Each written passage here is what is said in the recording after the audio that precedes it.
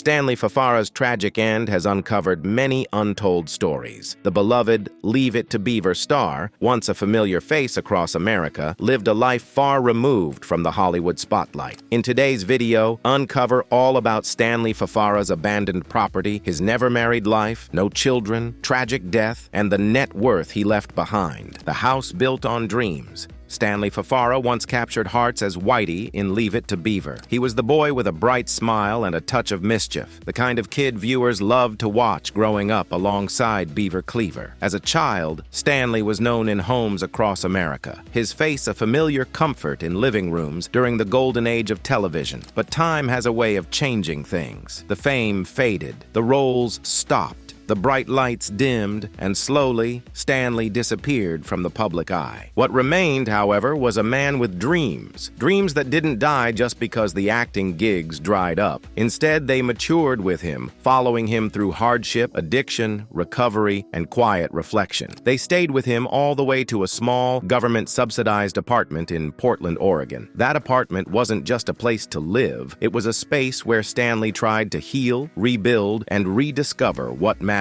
most. By the time Stanley moved into that apartment, he had lived a full and complicated life. Years of struggling with substance abuse had taken their toll. He had lost opportunities, friends, and precious time. He had even spent time behind bars. For many, these setbacks might have been the end. But for Stanley, Portland marked something different. It marked a turning point. A kind of quiet restart. The apartment wasn't fancy. It didn't have a doorman or a skyline view. The furniture was modest, and the walls were plain. But to Stanley, it was something rare and invaluable, a chance at stability. It was a second shot at a kind of life he hadn't known in decades, one that didn't revolve around chaos or past regrets, but on healing and small, everyday victories. Inside that small apartment, every corner held something meaningful, not material wealth, but emotional weight. There were a few well-worn books he liked to reread, some novels, some biographies. There were photographs tucked into frames or pinned to the walls, capturing small moments that mattered to him. A sunset, a street he walked often, maybe even a childhood memory. Letters from his brother, kept safe in drawers or taped to the fridge, reminded him that family hadn't given up on him, even when the world seemed to have moved on. It wasn't a space filled with memorabilia from his acting days. There were no autographed posters or awards lining the shelves. Instead, it was a room grounded in the present, a space that reflected the man he had become. Thoughtful, quiet, and determined to live with a sense of dignity, even if the rest of the world had forgotten his name. One of the most precious things that apartment offered Stanley was something he hadn't known in a long time: privacy. For someone who had once been in the spotlight, always watched and talked about, that privacy was more than just peace and quiet. It was a form of healing. It allowed him to just be, not an actor, not a former star, not someone trying to escape the weight of his past, but simply a man. Within those walls, Stanley created small routines that gave his days meaning. He cared for a few houseplants, checking every morning to make sure they had enough light and water. Those plants were living things under his watch, a quiet reminder that nurturing life, no matter how small, was a kind of victory. He often listened to music, old records that transported him to simpler, happier times. The gentle crackle of vinyl became the background to his new chapter. He read often, diving into stories that mirrored his own, a little messy, a little redemptive. Sometimes he'd sit for hours by the window, letting the sun warm his face, watching people pass by on the street below. There was no rush, no need to impress, just a moment to be present, something he hadn't had much of in his earlier years. Perhaps most important of all was the role his brother played in his life during those final years. Their bond had survived the ups and downs of Stanley's turbulent journey. His brother would visit often, helping with groceries, checking in on his health, or simply being a listening ear. In a life marked by broken connections, that sibling relationship remained a solid foundation. It kept Stanley anchored, reminding him that he still mattered to someone. Though Stanley mostly kept to himself, his apartment became more than just four walls and a roof. It was a sanctuary, a personal, hard-earned refuge. It was a place where he could rebuild self-respect without needing to prove anything to anyone. A space where he could wake up in the morning without shame, where he could look in the mirror and see a survivor, not a child child star who faded, but a man who kept going. He had once dreamed, like so many young actors do, of success, luxury, and lasting recognition. But over time, his dream changed. His final wish wasn't for riches or headlines, it was for peace. That apartment, small and unassuming, became his version of that dream come true. He no longer chased the spotlight, he chased the sunlight through his modest window. When he passed away, there were no big tributes or public statements. But for those who knew him in those last years, there was a quiet sense of closure. Stanley had carved out something meaningful for himself, not in gold or glitter, but in grace. His apartment was not a mansion, but it was a home, a place of purpose, a space of redemption. Today, someone else probably lives there. They may never know who Stanley Fafara was, or the battles he fought within those walls, but the space carries something invisible, a spirit of quiet strength. Stanley's final chapter may not have been written with fanfare, but it ended on his terms. And in that tiny Portland apartment, he left behind a lasting message. No matter where you've been or how far you've fallen, there is always a path forward. And sometimes that path leads not to fame or fortune, but to peace. And that's a kind of success worth honoring. But behind the quiet sanctuary he built in Portland lies a turbulent journey marked by addiction and the long road to recovery. How did it all begin?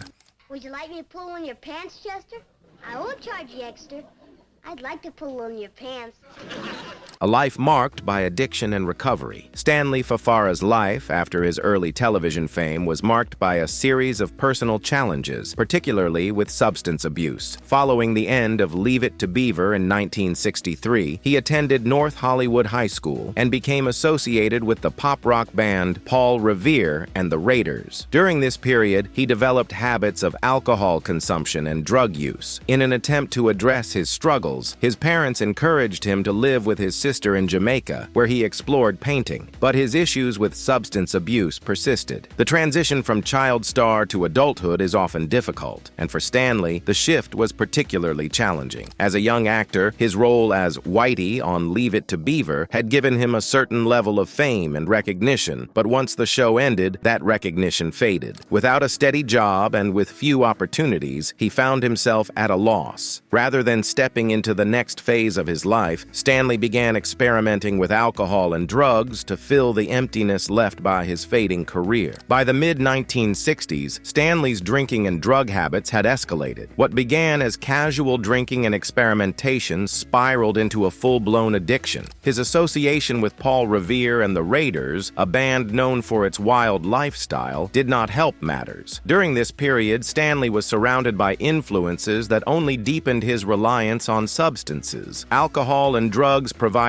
an escape from the pressure of his fading fame, but they also drove him further into self-destructive behavior. His addiction soon led to legal troubles. Stanley found himself in and out of the justice system, arrested for various offenses related to his substance abuse. But his addiction wasn't just harming his relationship with the law, it was eroding his personal relationships as well. He lost contact with friends and family as his addiction took center stage in his life. The very people who had been there for him during his childhood and his early success were now pushing him away, struggling to deal with the erratic behavior that stemmed from his addiction. In spite of the mounting problems in his personal life, Stanley tried to seek help. His parents, concerned for his well-being, encouraged him to go live with his sister in Jamaica. They hoped the change in environment would help him focus on something more positive, perhaps even help him find a new passion or career path. While in Jamaica, Stanley attempted to explore painting and tried to distance himself from his destructive habits. But the lure of addiction was too strong, and his time away from home did little to solve the deeper issues he faced. His struggles with heroin addiction reached a breaking point when he was arrested multiple times. The legal consequences only deepened his despair, but they also marked the beginning of his eventual path to recovery. The turning point came in 1995. After over 2 decades of struggling with heroin addiction and time spent in prison, Stanley Fafara reached a pivotal moment of clarity. clarity. Choosing sobriety was not an easy decision, but it marked the start of his recovery journey. It wasn't immediate or simple, but Stanley's commitment to overcoming his addiction was rooted in his desire to rebuild the life he had lost. Each day, he took steps toward reclaiming his life, facing a continuous battle to stay sober and find redemption. One of the most profound aspects of his recovery was his reunion with his daughter, a relationship that had been strained for years due to his addiction. After decades of distance, Stanley made the effort to reconnect with his daughter. This moment of reconciliation brought emotional healing to both of them. It gave Stanley a sense of purpose that he had been missing for much of his adult life. The bond with his daughter offered him the stability and emotional support that had been absent in his early recovery years. In the years following his sobriety, Stanley's life became more focused on personal growth and peace. Far removed from the Hollywood glitz and glamour that once defined his life, Stanley now embraced a quieter, more grounded existence. He lived on a modest income, relying on Social Security checks to meet his needs. This humbler lifestyle contrasted sharply with the fame and fortune that had once surrounded him, but it brought him the tranquility he had longed for. Stanley also dedicated time to helping others in recovery, maintaining contact with fellow former child actors who were navigating similar paths. He worked as a rehab counselor, offering support and guidance to those striving to overcome addiction. Professionally, Stanley ventured into graphic design, starting a business designing websites. He found some success in this field, which provided him with a sense of purpose and stability. He resided in Portland, Oregon, living in a subsidized apartment complex created for people in recovery from addiction. In the quiet aftermath of recovery, one can't help but wonder, was love yet another casualty of Stanley's long battle with addiction? The complicated love life of Stanley Fafara. Stanley Fafara led a life that was far more complicated than many might have imagined. While his on-screen persona captured the hearts of millions, his personal life was fraught with difficulties that played out in his relationships, especially when it came to love and commitment. Stanley's life post-child stardom was marked by a series of ups and downs, with the complications of addiction, legal issues, and personal struggles seeping into his love life, which ultimately influenced his decision to never marry again. Growing up in the limelight, Stanley quickly learned that fame came with both rewards and challenges. His role as Whitey was a significant part of his youth, and while it may have provided him with early recognition, it also placed pressure on him as he transitioned into adulthood. But in spite of the fame, he never seemed to adjust well to the expectations placed upon him. Like many child stars, Stanley faced difficulties in adjusting to life after his show ended. Stanley married Rosemary Oswald in 1975, marking his only known marriage. Unfortunately, this union was short-lived, ending in divorce in 1981. Details about their relationship were always kept private, but it was apparent that the marriage was turbulent. Although Stanley did not openly discuss the reasons behind their separation, it's easy to speculate that his struggles with addiction and emotional turmoil played a significant role in the downfall of their relationship. Much like other marriages in the public eye, theirs seemed to be an example of how the pressures of fame and personal demons can collide, leading to an irreparable rift. After his divorce, Stanley's life became even more chaotic. He found himself embroiled in a dangerous lifestyle filled with drugs, crime, and legal troubles. His addiction to heroin spiraled out of control, and he eventually faced multiple arrests, which led to time spent in prison. His arrest for burglary and subsequent imprisonment highlighted the depths of his struggles. During this time, Stanley fathered a daughter, but his addiction kept him at a distance from her. They were estranged for years, further compounding the complications in his love life. The addiction that had already taken so much from him had also stolen the opportunity to develop a healthy relationship with his child, something he would later regret. Stanley's personal life during these years also involved brief romantic relationships, though none lasted long enough to result in anything serious or lasting. His inability to maintain a healthy relationship stemmed not just from his addiction, but also from the psychological scars left by his troubled upbringing and early fame. The love and attention he had once received as a child star seemed to have evaporated in the wake of his adult struggles. Stanley's attempts at finding love and stability were thwarted by his demons, and his inability to manage these issues meant that his personal life was often overshadowed by his battle with addiction. Although Stanley was able to rebuild some aspects of his life, his love life remained elusive. He never remarried after his divorce from Rosemary Oswald. The damage done by years of addiction, along with the emotional scars of his early fame, made it difficult for him to trust others or open up to the possibility of real intimacy. If love and connection slipped through his fingers, could solace still be found in the quiet corners of a life once lived in the spotlight? Let us tell you. Final years in Portland's Skid Row. In the last chapter of Stanley Fafara's life, he lived far from the glamour of Hollywood. After once being part of one of America's most beloved television shows, Stanley ended his days in Portland, Oregon. He resided in a quiet, government-funded apartment nestled within the city's downtown, a place often described as Portland's Skid Row. Though the surroundings were modest, they carried a calmness that brought Stanley peace in his final years. Stanley had lived many lives by the time he reached Portland. He had been a child actor, a young adult battling addiction, a man who had served time in prison, and later a quiet observer of life from his small apartment. But that apartment wasn't just four walls and a roof, it was his sanctuary. Inside, he found something he hadn't truly known in years: stability. The building where Stanley lived was part of a housing project designed to help those rebuilding their lives. Most residents had stories like his, of hardship, recovery, and quiet persistence. Though he had once been seen on screens across America, here he was just Stanley, a man who kept to himself but smiled when greeted. He was no longer the actor from Leave It to Beaver. He was a neighbor, someone people knew by his kindness and his calm demeanor. As time passed, Stanley embraced a new rhythm in life, one that didn't revolve around chasing past dreams or holding on to faded fame. His days became filled with simple pleasures, moments that grounded him and gave him purpose. He took slow, leisurely walks around the block, savoring the fresh air and the calming sights of everyday life. He found comfort in quiet visits to nearby cafes, savoring a cup of coffee while watching the world move around him. And he began attending wellness programs organized by local community groups, taking small steps towards self-care and healing. His health, though failing, didn't discourage him. Stanley didn't seek attention or sympathy. He faced each day with a quiet dignity, accepting what he couldn't control but making the most of what he could. When his body grew weaker, his spirit remained unbroken. He joined support groups, sharing his story with others who were struggling with their own demons. Through his own hardships, Stanley found a sense of purpose. He was using his past to help others heal. It was during these quieter moments that Stanley rediscovered something he had once loved: art. Sketching became his escape, a way to reconnect with himself. He would sit with his notebook, capturing simple scenes from his neighborhood: children playing, neighbors chatting on their porches, the trees swaying in the breeze. His drawings were far from perfect, but they were honest. They allowed him to express things words couldn't. Through each sketch, Stanley found his voice again, even if no one else ever saw the drawings. Writing, too, became an outlet for him. What started as a few short reflections jotted down in a notebook soon turned into longer entries, memories, thoughts, and even the beginnings of short stories. Stanley wasn't writing to be seen or celebrated. It wasn't about fame, nor was it about reliving old glory days. Writing was his therapy, a way of piecing together his past and understanding his journey. It was a private endeavor, a safe space where he could confront his emotions and make sense of the chaos that had once been his life. In spite of his reclusive nature, Stanley Fafara earned the respect of his neighbors, who appreciated his quiet, unassuming presence. People remembered him for his simple pleasures, browsing books at the local store or sipping tea at a cafe, always lost in the moments that others often overlooked. As his health declined, Stanley found solace in small daily joys, like a kind word from a neighbor or the sound of music floating through an open window. His life in Portland, away from Hollywood, was far from glamorous, yet it was meaningful. Stanley's legacy wasn't built on fame or fortune, but on the quiet strength he showed in his last years. He had found healing, connection, and a sense of peace that made his final chapter one of personal triumph over past struggles. What led to the quiet end of a life that had been marked by both struggle and moments of peace? Come with us to know. Complications from surgery lead to death. The life of a child star often comes with a heavy price, and in the case of Whitey, the toll was especially steep. His fame, which once brought him into millions of homes across America, eventually gave way to a darker reality, one marked by personal battles and a premature death at 54. The tragic end, which came on September 20, 2003, after complications from hernia surgery, point out the fragile fragile nature of fame and the heavy burdens carried by those who experience it at a young age. Stanley Fafara's decline in health didn't come out of nowhere. For many years, he had struggled with substance abuse, a battle that, like many addiction stories, left lasting consequences. Fafara had lived a tumultuous life after his time on Leave It to Beaver, and by the time he passed away, his body had been ravaged by years of neglect. He had been diagnosed with hepatitis C, a chronic liver disease often caused by prolonged substance abuse, and had suffered from a range of health complications that came as a result. His body had taken a beating, not just from addiction, but from the way it had been treated and ignored for too long. But in spite of these challenges, Stanley tried to make peace with his circumstances. But his health continued to deteriorate, and in the summer of 2003, he had undergone surgery to repair a hernia. It was a routine procedure, one that many people go through without complication. Yet for Stanley, the surgery proved to be the tipping point in his already fragile health. His body, weakened by years of abuse and illness, simply couldn't handle the strain of the surgery and the subsequent recovery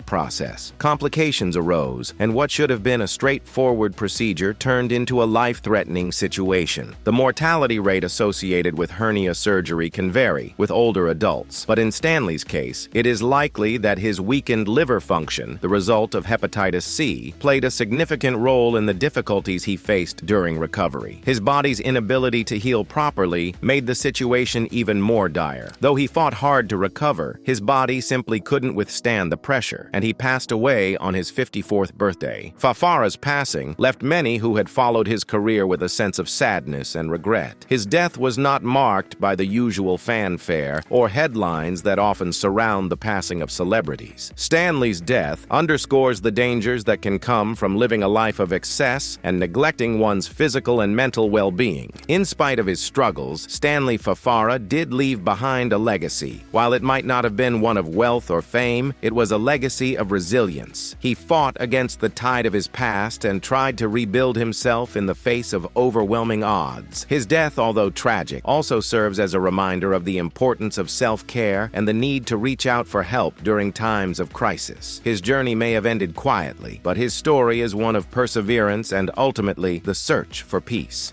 Would they spell you if you hid in the locker during fire drill?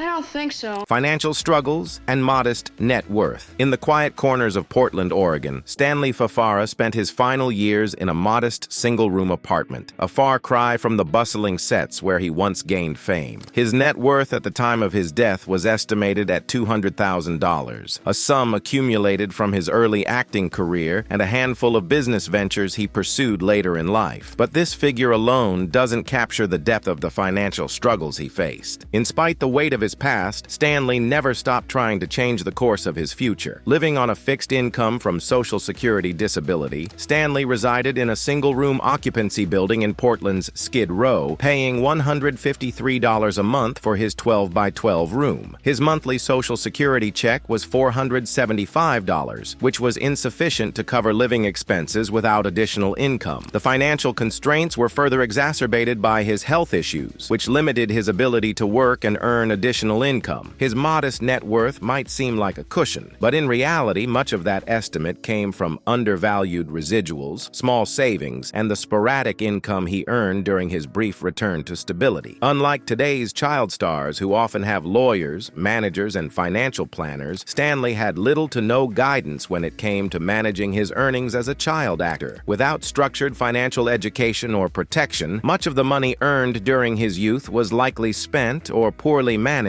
by adults around him, a common issue in early Hollywood that led to the implementation of the Coogan Law, which came far too late for Fafara. By the time he reached his final years, the gap between the fame of his childhood and the financial insecurity of adulthood was glaring. He relied on public health care, lived among the city's struggling population, and often had to make hard decisions between essentials. His story is emblematic of how early fame doesn't guarantee long-term financial security, especially especially when compounded by addiction, lack of mentorship, and missed opportunities for reinvention. While $200,000 may look like a stable figure on paper, for someone like Stanley, living with chronic illness, limited mobility, and no consistent source of income, it represented a fragile thread, not a financial cushion. His modest means were a reflection of decades spent battling circumstances that money alone could never fully repair. Do you think Stanley Fafara's life and death were as tragic as many have said? What could he have done differently? Share your thoughts in the comments. If you enjoyed this video, like, share, and subscribe to this channel. Before you leave, check out the other videos displayed on your screen.